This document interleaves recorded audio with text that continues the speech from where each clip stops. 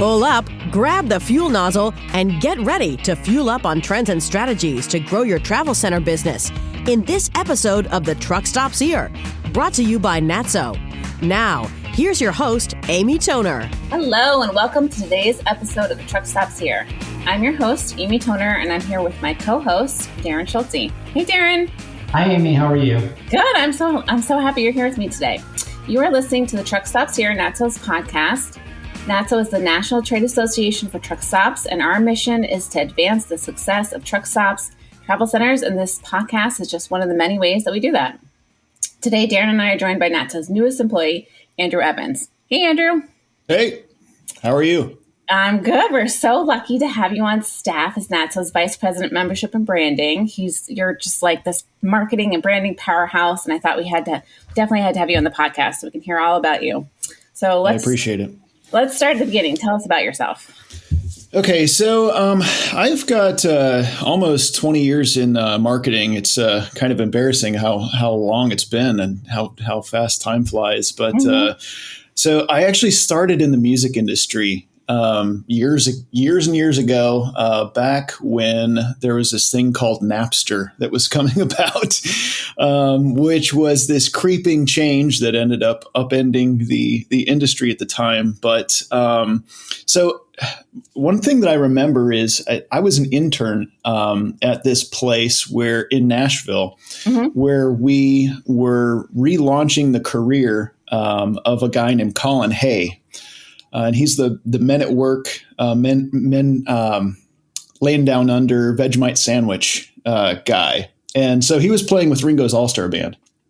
And at the time, that team was really instrumental in getting him just some really, really cool press. So he was on Good Morning America. He was on Scrubs. Really helped that he was part of Ringo's All-Star Band at the time. But his record was great. And that's kind of where I got this bug that really started with promotion and getting into promotions. So that's where the marketing piece of my career really started. And then once I graduated undergrad, I joined a small record label. And then, as I mentioned, like I was in the music industry in an era when it was just wildly changing. And I decided that the change was going to get a little uglier than I had originally planned and dreamed for. So I joined a marketing agency. And so in agency world, I just got a slice of everything. I worked for companies in community development. I worked in for manufacturers, for universities, for all sorts of different clients in research-based marketing. And so that's where I got kind of the breadth of the marketing experience. And it was during that time of my life that I found out about this company called Barjan. And Barjan was a company that Darren worked for previous, and that's how I came to know Darren many years ago. So I joined Barjan, worked there for a while until Barjan closed its doors, and then I went into aviations, and I've been in aviation for a little over a decade. Primarily in business aviation, but I recently spent some time at running marketing for a place that's the largest services provider of aviation services in North America. So it was a big, giant company that had its hands in all of the airports across the U.S. So, and then got the opportunity to join NATSO and really jumped at the chance. So I think I've already said it, but just to say it again, like we're just so lucky to have you. And I love that you have this like really deep understanding of marketing and branding, but also experience in the industry. Have you felt like that past experience has already helped you at NATSO? Yeah, for sure. I think that one of the things with being in multiple industries that is really helpful to understand is, or the way that I try to think about things is downstream. So how can we think about any type of pull through. And because I've worked in different industries, that really comes with research, and research is really just, to me, it's just about talking to people to get an understanding of what's going on. And when I was in the industry before, I talked to a lot of drivers, and we tried to understand what was going to motivate them to buy products. We worked in distribution, and so part of my job was to educate the truck stops of how to sell the products that we were selling. So I think the research aspect is really part that, or it's really the part that I think will help the most. Absolutely. Is this the time where I should ask Darren for any embarrassing stories from when you guys worked together at Barjan? Well, what I would say, Amy, is that prior to Barjan selling to TSC Global, Barjan was kind of going through transformation that Andrew was a big part of, and that was, again, educating our members at the time, or the customers at the time, of the importance of products, the importance of selling products. And I know that sounds basic, but for many of the travel centers and truck stops, they had literally a warehouse of products in their stores. Yeah, we were doing a transformation from focusing on more of products that physically were going through their registers versus taking space on their shelves. He had a tough task because for years people were used to really large stores with a lot of product, and really no one was looking at whether or not that product was actually moving through their registers. Back then, you had a full store means that's a good thing. So, he had a challenging task to try to educate folks. We started coining the phrase of less is more for our industry. And, he had to really get down to the core of the issues that our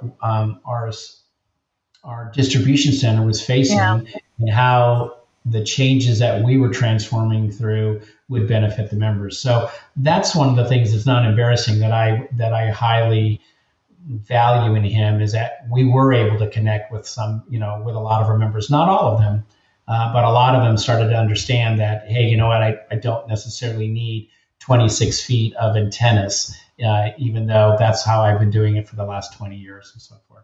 So it's nothing embarrassing, but that's what I would say that I value in him, because that's a challenge. It's a challenge to get people to do a paradigm shift. It's a challenge to communicate something that you think they should understand as being beneficial for them. But, since we weren't only a distribution company, we were a sales company, what's the pitch? Yeah. Why are you trying to come in here and tell me I need less product? When's the shoe going to hit? So very valuable. Especially now, right? There's just so much noise. There is.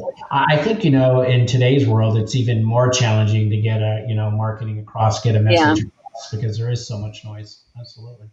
But I love what you said about the drivers, Andrew. I didn't even think about that. So it's you understand the truck stop side, you understand what the vendors need, and you understand what the customers need. That's awesome. Yeah, I mean, so I think that it's a blend of understanding these two things: low effort and high effort consumer behavior, and really understanding how people buy what they buy, and what influences what people buy. So, and that's one of my, I guess, in the past 5-6 years, since some of my coursework was in consumer behavior, and I think understanding those differences is really key. So if you look at it in two respects, so you have low effort consumer behavior. And if you think about low effort consumer behavior, we're really talking about things that are with our members, and the types of things that our members sell.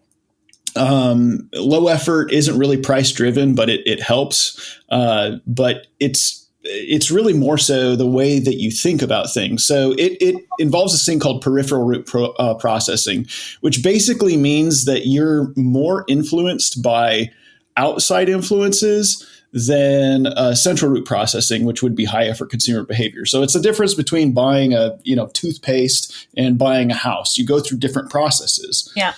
And that low effort behavior relies on some things that you typically would think of when you're thinking about consumer marketing. It's repetition, it's brand recognition, it's humor in advertising, it's engaging the senses. So not just sight, not just price, but can you engage scent as an example. Some of that experience and some of the writing that I've done on that subject, I think is going to help from our membership standpoint. Andrew, I have a quick question before Amy changes the subject. So if you were to, just highlighting what you said, what would you tell a member, a NATSO member or a non-member of NATSO listening to what you just said? How would someone go about doing something simple based on what you just shared? So for low effort, there are certain things for low effort consumer behavior that we know drives purchases. And there, some of the things that I mentioned, repetition. So if your name is out there, whether digitally, on social media or just signage around your location, stocking brands that people like. It's just, people are more familiar at this level of consumer behavior.